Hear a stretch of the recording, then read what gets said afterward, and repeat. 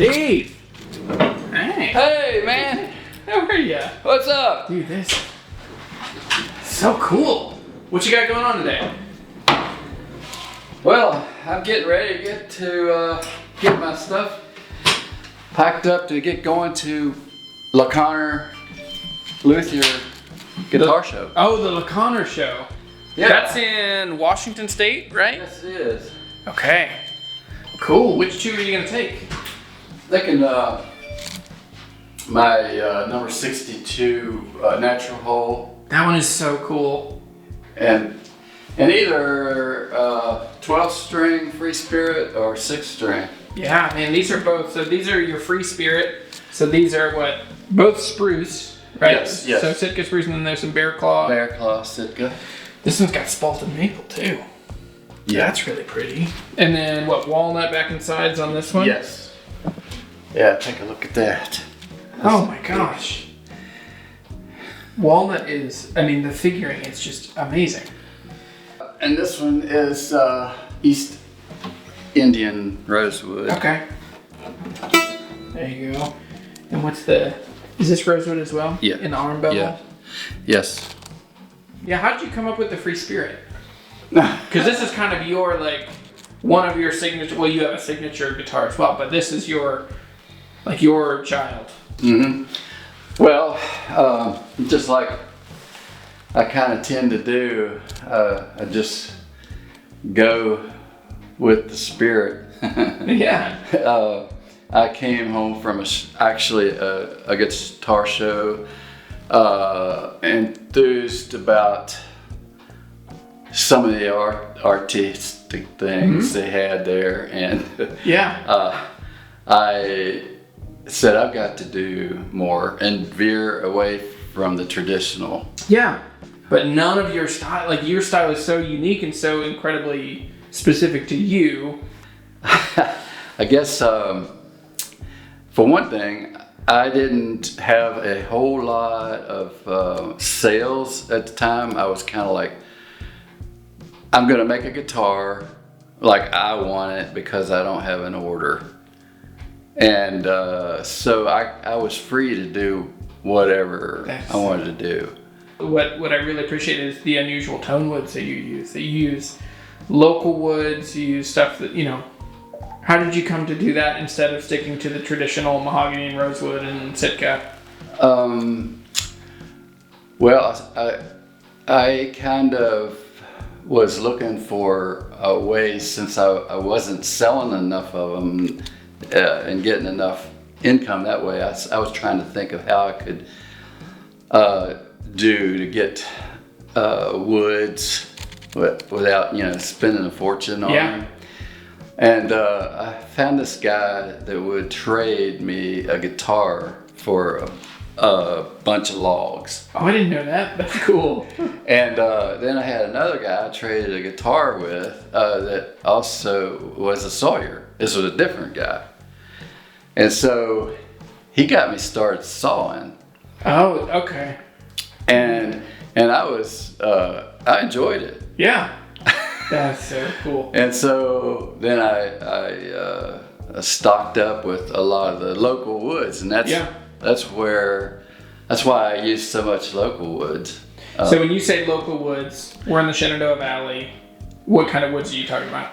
Oh man, I should have them all written down because I got a bunch of them. But Osage Orange is my number one pick. Yeah, here's some Osage. Yeah.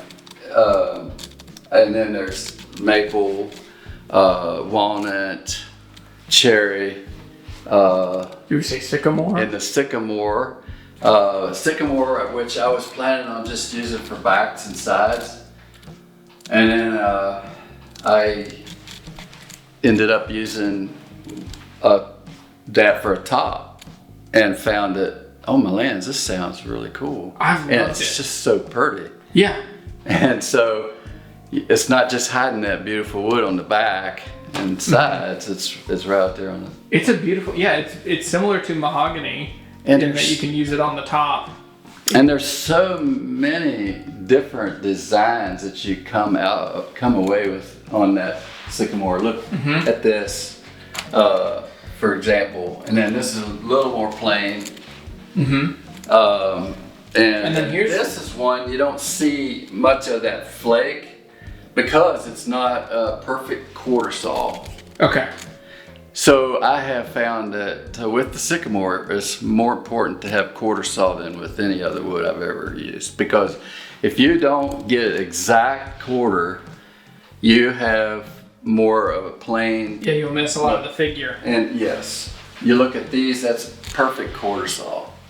Same Did you thing. cut these, or did you get these from a sawmill? I cut them. So you do have some traditional kind of things, like this red spruce up here, and then a 12 fret. Yeah, the 12 fret is Sitka spruce. That dreadnought is, yeah, like I say, it's red spruce. That's about the most traditional guitar I've seen you make. Yeah.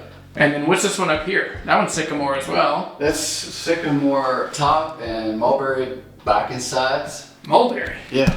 That's crazy.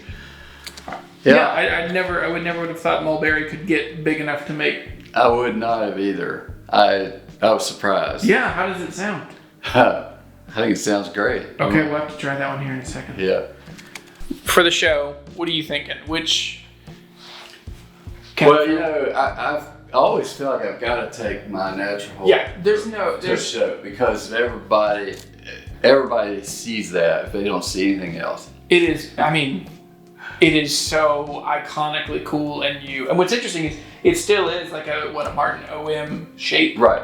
This is the Live Edge Walnut OM from Steve and Showalter Guitars. This thing is, I mean, I've never even seen anything close to this.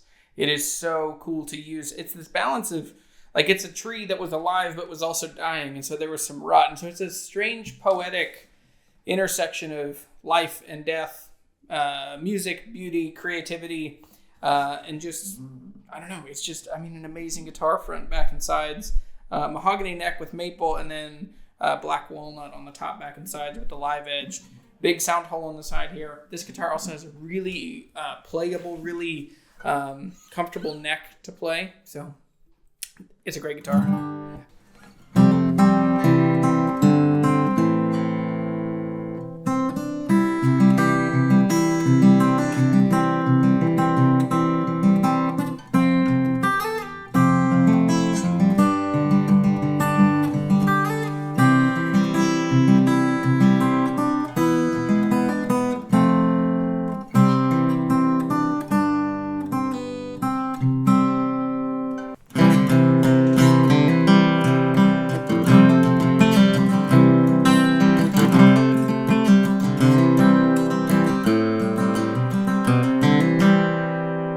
This is the Live Edge from Showalter Guitars. OM shape, but everything else about it is just beautiful and different and unique. You'd never find another piece of wood like this. And man, this guitar is just, I mean, how can this not be on the short list of guitars that have to come with you if you're going to show off your best work at a guitar show? So it's familiar in its feel, but in its look, it's so captivating. And that will get people to walk over. And that also has the hole up on the shoulder. Right. Because I have to have a big enough hole to get in to work on if I would want to add a pickup or anything like that. I'm glad you thought that through. But it sounds, that's kind of what got me started making those bigger holes on the sides. And it sounds wonderful. And I'll put a card for the video if you haven't seen the video on this Live Edge 12-string, Live Edge OM. I'll put a card in here so you can see it. But I think the other, man, it has to be like one of those two. Yeah. They're just so captivating. Because, so you're only taking two because it's, 3,000 miles from here?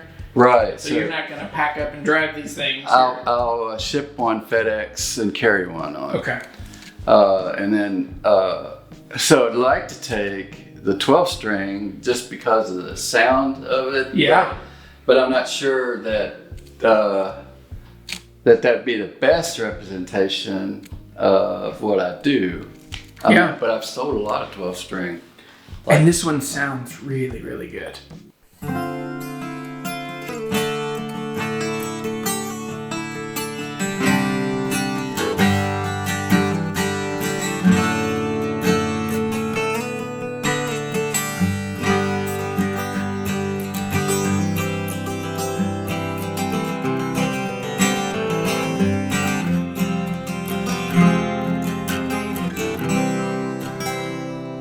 One thing that I hope you kind of know is you can't lose. Like, you have a really cool style, and people are going to see it and want to connect with it. And yeah, so I mean, either one of these, I think for me, just preferentially, I probably would take just the 6 string, just because it has this spalted maple.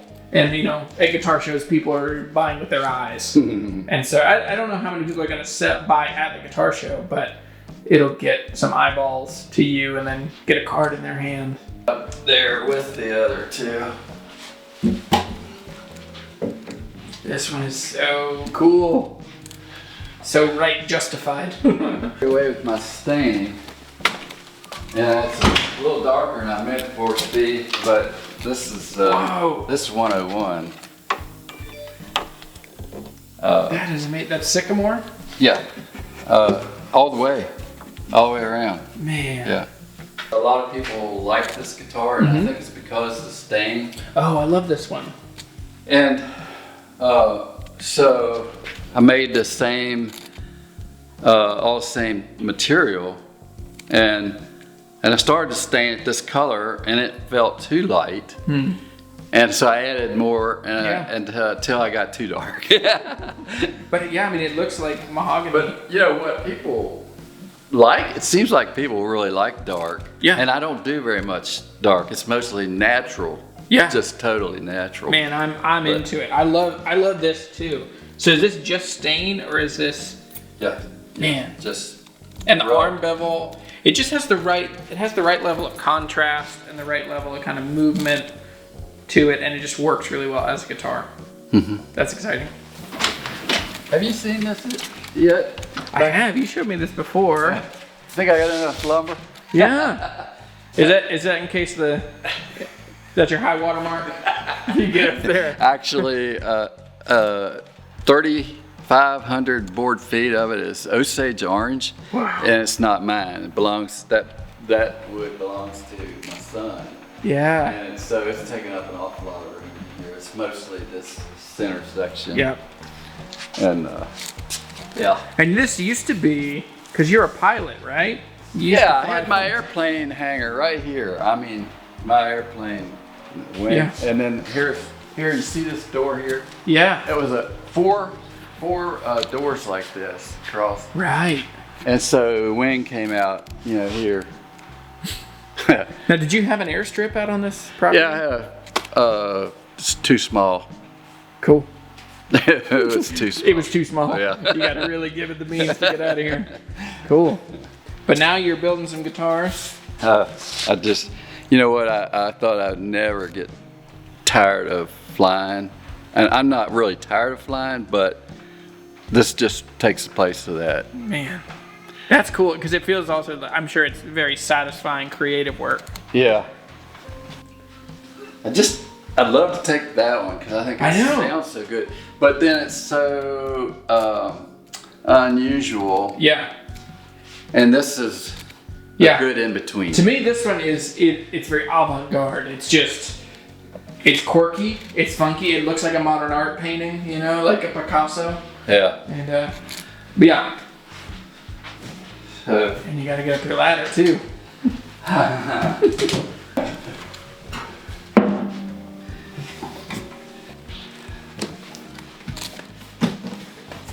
Oh, perfect.